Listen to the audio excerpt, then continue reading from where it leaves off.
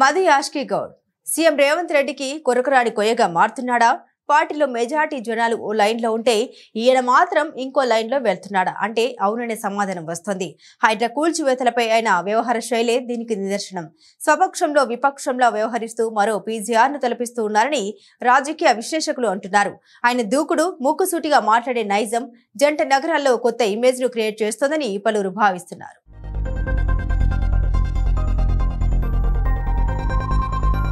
ఈ నేపథ్యంలోనే ఓ కొత్త విషయం చర్చకు వచ్చింది. బీసీ నేతగా మధు యాష్కి గౌడ్ కు మంచి పేరుంది. తెలంగాణ రాష్ట్ర ఉద్యమంలోనూ ఆయనది ప్రత్యేకమైన పాత్ర. తెలంగాణ వాడిగా సమైక్య పాలకులకు వ్యతిరేకంగా ఆయన సాగించిన పోరాటం ఎవరూ కాదనలేనిది. ఈ క్రమంలో ఆయన్ను మంత్రి పదవి వరించనుందన్న టాక్ వినబడుతోంది.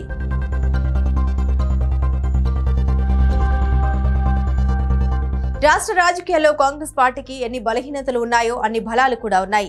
పార్టీకి నేతలే ప్లస్ మైనస్ కూడా వాళ్లే. ఇప్పుడు పార్టీ నిర్మాణం పరంగా బలంగా ఉన్న పార్టీలో బీసీ నాయకత్వమే ప్రభావం చూపేంతగా లేదు. అయితే రాను రాను బీసీల చుట్టే తెలంగాణ రాజకీయాలు ఉండనున్నాయి. బీసీలకే సీఎం పదవి అనేలా పరిస్థితులు ఉన్నాయి. దీంతో బీసీలపై కాంగ్రెస్ ఫోకస్ చేసినట్టుగా తెలుస్తోంది.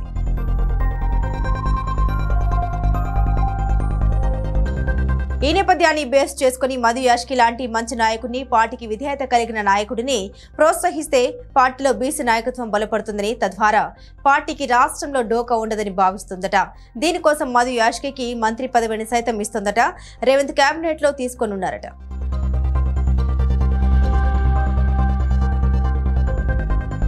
బీసీ నేతగా మధు యాష్కి అవకాశం ఇస్తే బీసీల పట్ల పార్టీకున్న స్టాండ్ ఏంటో కూడా అందరికీ తెలుస్తుందన్నట్టుగా విశ్లేషణలు జరుగుతున్నాయి.